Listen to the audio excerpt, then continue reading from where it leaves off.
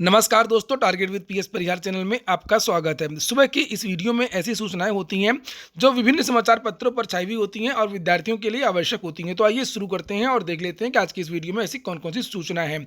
तो वीडियो को जल्दी से लाइक करते हैं, शेयर करते हैं। जिन छात्रों ने चैनल को अभी भी सब्सक्राइब न किया हो तो जल्दी से सब्सक्राइब कर लें ताकि आप लोगों को भी इसी तरीके की ऑथेंटिक अपडेट्स मिलती रहें। आगे बढ़ने से पहले एक और सूचना है कि जिन छात्रों ने नया वाला ऐप पीएस परिहार ऑनलाइन क्लासेस वाला ऐप डाउनलोड ना किया हो तो डाउनलोड कर लें। उसकी लिंक मैं डिस्क्रिप्शन बॉक्स में और कमेंट बॉक्स में दे दूंगा। बहुत सारे जो कोर्स हैं उसमें शुरू हो चुके हैं, खास तौर से पीजीटी, टीजीटी और जीआईसी लेक्चरर का जो कंबाइंड बैच है वो शुरू हो गया है और यूपीटीटी की भी जो क्लासेस हैं, जो कोर्स हैं उसमें उपलब्ध है। एक बात और मैं आप लोगों को बता दूं कि आप लोग वीडियो को देखा करें, स्किप ना किया करें। बहुत सारी जो सूचनाएं हैं वो आपसे छूट जाती हैं, बाद में उसी वीडियो की सूचनाएं आप लोग कमेंट बॉक्स में पूछते हैं जो वीडियो में बताई जा चुकी हैं। सबसे पहले सूचना है उत्तर प्रदेश लोक सेवा आयोग की। उत्तर प्रदेश लोक सेवा आयोग ने 400 पदों के लिए भर्तियों का जो विज्ञापन है वो जारी कर दिया है। अभी संक्षिप्त विज्ञापन आया है और शाम तक पूरा विज्ञापन जारी हो जाएगा। ये देखिए, ये संक्षिप्त विज्ञापन है और यहाँ पर लिखा है कि सम्मिलित राज्य प्रवर अधीनस्थ सेवा पीसीएस परीक्षा 2021 तथा सहायक वन संरक्षक एसीएफ क्षेत्रीय वन अधिकारी आरएफओ परीक्षा 2021। नीचे लिखा है कि इस परीक्षा का विस्तृत विज्ञापन दिनांक 5 फरवरी 2021 से आयोग की वेबसाइट www.uppsc.up.nic.in पर उपलब्ध रहेगा, जिसमें ऑनलाइन आवेदन करने की प्रक्रिया, शुल्क जमा करने की प्रक्रिया, जाति प्रमाण पत्रों का प्रोफार्मा, प्रारंभिक तथा मुख्य परीक्षा के विषय एवं पाठ्यक्रम, परीक्षा केंद्रों के जिले के नाम, आरक्षण एवं आयु में छूट के संबंध में निर्धारित महत्वपूर्ण आदि निर्देश उपलब्ध रहेंगे। रिक्तियों के बारे में बताया गया कि अभी 400 रिक्तियां हैं, हालांकि पद बढ़ने की संभावना है इस साल ज़्यादा। लिखा है कि वर्तमान में सम्मिलित राज्य प्रवर अधीनस्थ सेवा परीक्षा हेतु रिक्तियों की संख्या लगभग 400 है। सहायक वन संरक्षक पद के लिए रिक्तियों की संख्या 01 है और क्षेत्रीय वन अधिकारी पद के लिए 15 रिक्तियां हैं और रिक्तियों की संख्या परिस्थितियां व आवश्यकता के अनुसार घट या बढ़ सकती हैं। बढ़ने के चांसेस ज़्यादा होते हैं, घटने के बहुत कम होते हैं। शैक्षिक अर्हता लिखा है कि बिंदु 10, यानी कि जब विस्तृत विज्ञापन जारी किया जाएगा तब बता दिया जाएगा और वैसे तो इसमें ग्रेजुएशन मांगा जाता है। और नीचे आयु सीमा लिखा हुआ है कि आयु सीमा जो है 21 वर्ष की आयु हो जानी चाहिए और ज़्यादा से ज़्यादा 40 वर्ष की आयु होनी चाहिए, यानी कि 2 जुलाई 2021, 2 जुलाई 1981 से पूर्व की आयु ना हो और 1 जुलाई 2000 बाद से आयु ना हो। लिखा इसी प्रकार जो दिव्यांगजन हेतु आयु है वो 55 वर्ष से अधिक की नहीं होनी चाहिए और उसका जन्म 2 जुलाई 1966 के पूर्व का नहीं होना चाहिए। इसके ऑनलाइन आवेदन आज से शुरू हो जाएंगे, 5 फरवरी से इसके आवेदन शुरू हो जाएंगे और लास्ट डेट बताई गई है कि 2 मार्च तक ही आप लोग इसके लिए आवेदन कर सकते हैं। वहीं पर लोक सेवा आयोग की कुछ और भी सूचनाएं हैं, जैसे पीसीएस 2019 का जो इंटरव्यू है वो पूरा हो गया है और इसी माह रिजल्ट आ जाएगा। पीसीएस 2019 का इंटरव्यू बृहस्पतिवार को पूरा हो गया था। परीक्षा का अंतिम चयन परिणाम इसी माह जारी कर दिया जाएगा। इस परीक्षा के तहत कुल 433 पदों पर भर्ती की जानी है। हालांकि इंटरव्यू 388 पदों पर भर्ती के लिए आयोजित किया गया।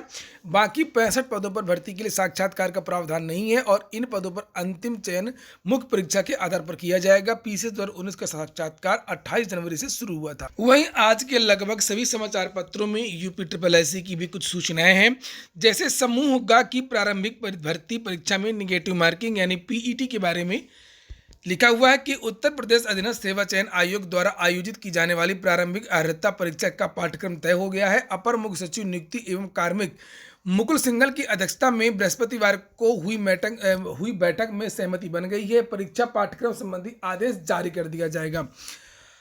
लिखा है कि प्रारंभिक अर्हता परीक्षा 2 घंटे की होगी और इसमें कुल 100 प्रश्न पूछे जाएंगे। सवाल का गलत जवाब देने पर निगेटिव मार्किंग की व्यवस्था होगी, यानी कि 1/4 जो नंबर है आपका वो कट जाएगा।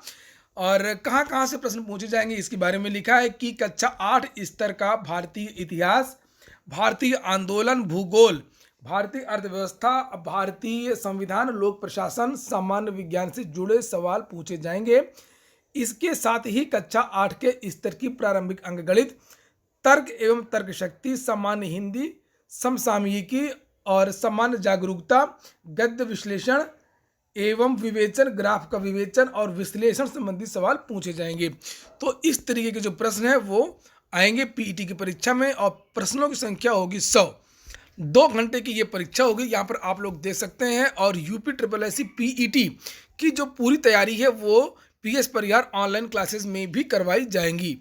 यहाँ पर लिखा है कि शासन से मंजूरी के बाद में ऑनलाइन होगा पाठ्यक्रम। परीक्षा में 6 सवाल 10-10 अंक के होंगे और बाकी 5-5 अंक के होंगे। अधीनस्थ सेवा चयन आयोग शासन से मंजूरी मिलने के बाद पाठ्यक्रम को ऑनलाइन करेगा, जिससे समूह ग की भर्ती में शामिल होने वाले अभ्यर्थियों को इसकी जानकारी मिल सके। प्रारंभिक अर्हता परीक्षा परिणाम परसेंटाइल के आधार पर किया जाएगा और इसके आधार पर भर्ती परीक्षा में अभ्यर्थियों को शामिल होने के लिए मौका मिलेगा। तो काफ़ी दिनों से तो इसकी चर्चा आ रही है और महीने में एक बार मीटिंग होती है और अब देखना यह है कि आखिरकार कब इस परीक्षा का विज्ञापन जारी होता है।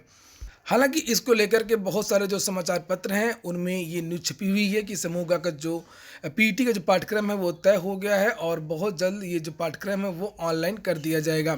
यूपी ट्रिपल एससी की एक और सूचना है कि एक भर्ती हुई थी प्राविधिक सहायक की और उसके 25% ज़्यादा अभ्यर्थियों को फिर से बुलाया गया है। इसके बारे में मैंने कल एक वीडियो बनाया था और आप लोगों से बताया था कि जो डॉक्यूमेंट वेरिफिकेशन हुआ था उसमें बहुत सारे विद्यार्थियों के पास योग्यता नहीं थी और उन अभ्यर्थियों को बाहर कर दिया गया था, पद रिक्त हो रहे थे, इसलिए 25% एक्स्ट्रा छात्रों को बुलाया गया है और अब उनका वेरिफिकेशन होगा।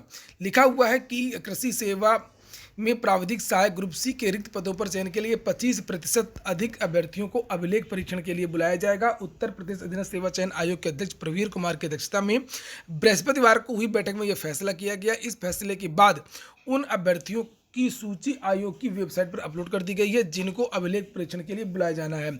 सचिव आशुतोष मोहन अग्निहोत्री ने इस संबंध में आदेश जारी किया। जारी आदेश में कहा गया है कि प्रमाण पत्र मिलान के लिए 745 अभ्यर्थियों की अनुपूरक सूची अनुमोदित की गई है और इनके प्रमाण पत्रों के मिलान की तिथि अलग से घोषित की जाएगी। जहां उत्तर प्रदेश में अभी केवल प्लानिंग हो रही है और मीटिंग्स हो रही हैं, वहीं केंद्र सरकार की तरफ से ये बता दिया गया है कि कॉमन एलिजिबिलिटी टेस्ट सीईटी कब होगा। इसके बारे में मैंने कल भी वीडियो बनाया था और लिखा कि केंद्रीय मंत्री जितेंद्र सिंह ने कहा कि भर्ती के लिए कॉमन पात्रता परीक्षा में उम्मीदवारों के अंकों का उपयोग कर सकते हैं राज्य। तो राज्य भी जो सीईटी का स्कोर कार्ड है उसका उपयोग कर सकते हैं। इसीलिए मैं कहता हूं कि आप लोगों को पीईटी के साथ साथ में आप लोग सीईटी की तैयारी भी करते रहें और जब सीईटी का स्कोर कार्ड प्राप्त कर लेंगे अच्छे अंकों के साथ में उनकी नौकरी लगना लगभग तय हो जाएगी। संसद में केंद्रीय मंत्री ने कहा है कि जो सीईटी की परीक्षा है वो सितंबर के महीने में होगी और इसका जो स्कोर कार्ड है वो 3 साल के लिए वैध होगा और 3 स्तर का सीईटी होगा। हाई स्कूल वालों के लिए अलग होगा, इंटरमीडिएट वालों के लिए अलग होगा और एक ग्रेजुएट लेवल का सीईटी होगा। अगली सूचना है डीएलएड की। डीएलएड में लगातार पेपर आउट हो रहे हैं, कई सालों से हो रहे हैं और हर प्रश्न पत्र आउट हो रहा है और वहीं पर अधिकारियों ने गोलमोल जवाब दे दिया है। सभी को पता है कि आखिरकार उस दिन क्या हुआ था और यहाँ पर सचिव परीक्षा नियामक ने कहा कि डीएलएड पर्चा आउट होने की पुष्टि नहीं। सचिव परीक्षा नियामक प्राधिकारी की ओर से चल रही diploma in elementary education DElEd चतुर्थ सेमेस्टर की परीक्षा बृहस्पतिवार को पूरी हो गई। परीक्षा के दिन डीएलएड हिंदी अंग्रेजी के साथ में शिक्षा एवं सतत विकास प्रश्न पत्र की परीक्षा हुई। अंतिम दिन किसी परीक्षा केंद्र से प्रश्न पत्र आउट होने की कोई सूचना नहीं मिली, ये कहा है सचिव परीक्षा नियामक ने। और वहीं पर यहाँ लिखा हुआ है कि जीजीआईसी में परीक्षा शुरू होने से पहले पकड़ा गया अभ्यर्थी, व्हाट्सएप पर मिल गए दोनों पेपर, पुलिस कर रही है छानबीन, हिंदी और अंग्रेजी का पेपर भी आउट, एक गिरफ्तार। तो रोज पेपर होते रहे और रोज पेपर आउट भी होते रहे।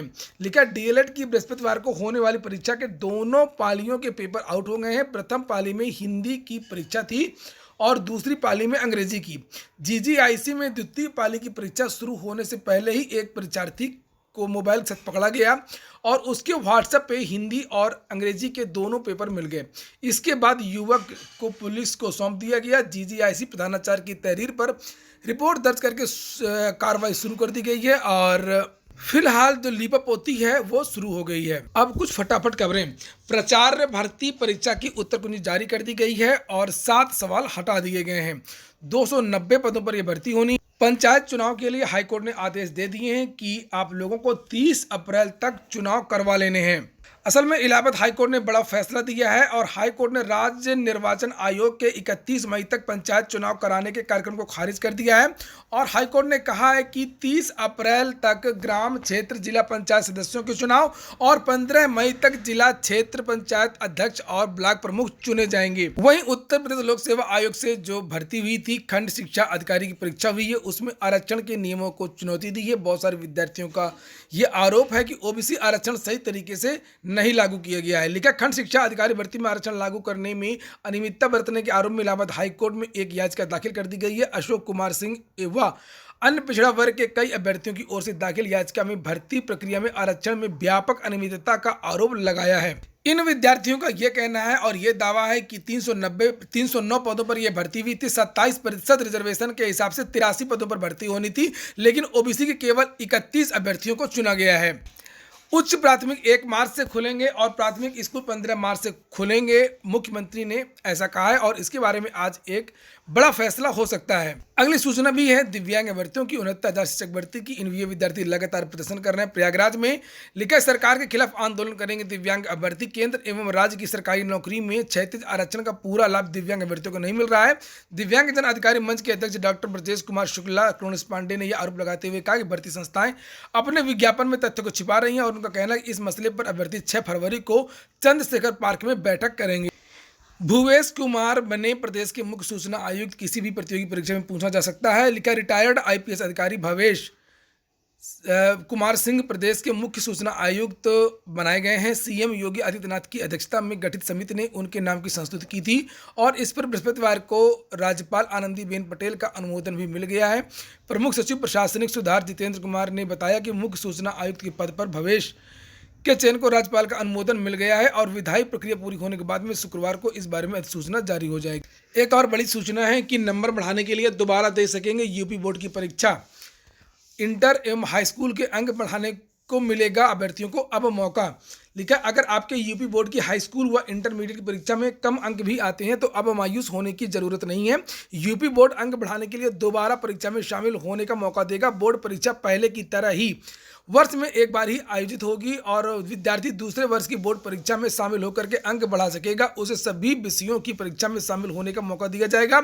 वर्ष 2022 की बोर्ड परीक्षा से ही इसे लागू कराया जाएगा। Central Board of Secondary Education CBSE व council for the Indian School Certificate Examination CISCE की तर्ज पर यूपी बोर्ड भी दोबारा सभी विषयों में नंबर बढ़ाने का मौका देगा। राष्ट्रीय शिक्षा नीति 2020 में भी इसे शामिल किया गया है। गुरुवार को उप मुख्यमंत्री डॉक्टर दिनेश शर्मा की अध्यक्षता में राष्ट्रीय शिक्षा नीति को प्रदेश में लागू करने के लिए गठित टास्क फोर्स की बैठक में यह निर्णय लिया गया।